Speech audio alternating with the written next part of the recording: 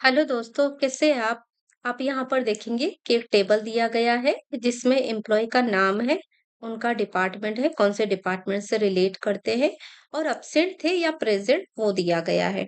ऐसा डेटा दोस्तों एचआर में तो सिंपल सी बात है वहां पर रहता ही है, पर अगर कोई आप डेटा काउंट निकालना चाहते हैं तो ये जो मैं आपको फॉर्मूला बताऊंगी वो 90% आपका काम कर ही देता है।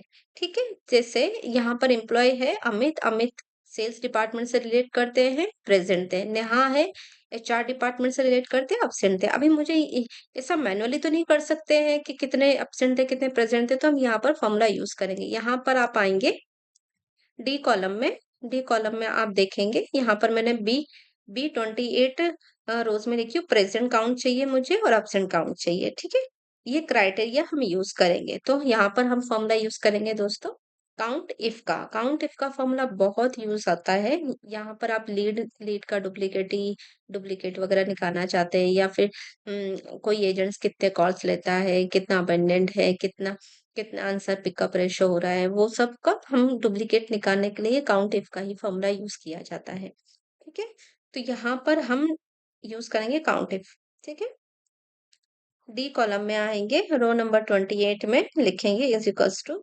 काउंट। काउंट इफ पे सिलेक्ट करेंगे, टैब प्रेस कर देंगे, माउस से पूरा कॉलम सिलेक्ट कर लेंगे और एक बार दोस्तों हम फीस कर देंगे।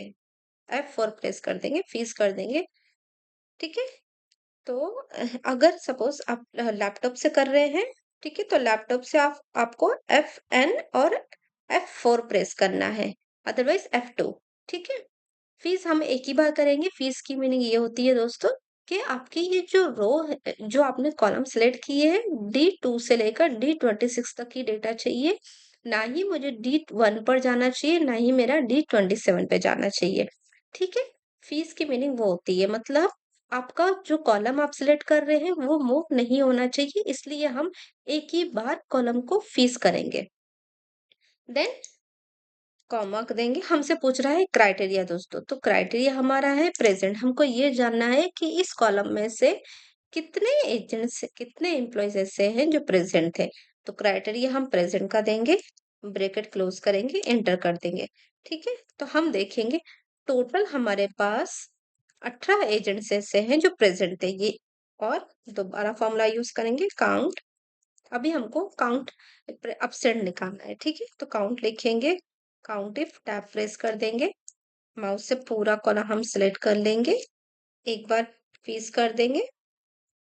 फीस करने के बाद हमसे पूछ रहा है क्राइटेरिया, कॉमा देंगे, क्राइटेरिया पूछ रहा है कि हमको क्या क्राइटेरिया। तो अपसेंट का क्राइटेरिया हमको ये जानना है कितने लोग अपसेंट हैं, कितने एजेंट्स और कितने एम्प्लॉयज अपसेंट है।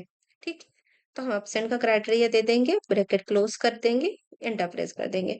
तो आप देखेंगे कि हमारे पास एम्प्लॉय 18 एम्प्लॉय अपसेंट है, सॉरी 18 एजेंट प्रेजेंट है और 7 एजेंट अपसेंट है।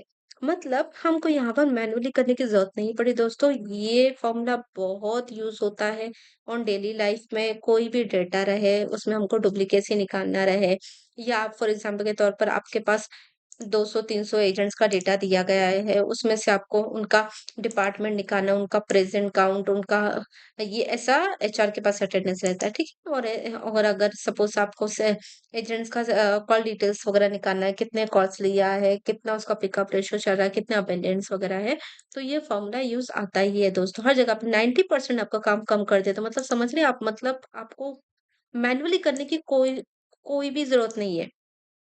फॉर्मूला आपकी आप प्रैक्टिस कीजिए दोस्तों, प्रैक्टिस करेंगे तभी हमको समझ में आता है क्या। कोई भी रॉ डेटा है, रॉ डेटा देखकर ही समझ में आ जाता है कि यहाँ पर कौन सा फॉर्मूला यूज होगा। मतलब हमको इतना एक्सपर्ट होना चाहिए फॉर्मूला से रिलेटेड, और एक्सेल में तो एक्सपर्ट होना ही चाहिए। दोस्तों प्लीज आप ये फॉर्मूला आप अपने डेली लाइफ में प्रैक्टिस कीजिए एक्सेल पे। आपको अगर कुछ भी समझ में नहीं आता कमेंट जरूर कीजिए। ठीक है, आप अपने खुद ही प्रैक्टिस कीजिए और ये वीडियो को आप अपने दोस्तों को भी शेयर कीजिए। ठीक है, चैनल को सब्सक्राइब नहीं किए, चैनल को सब्सक्राइब कीजिए। नेक्स्ट वीडियो में मिलते हैं। Thank you.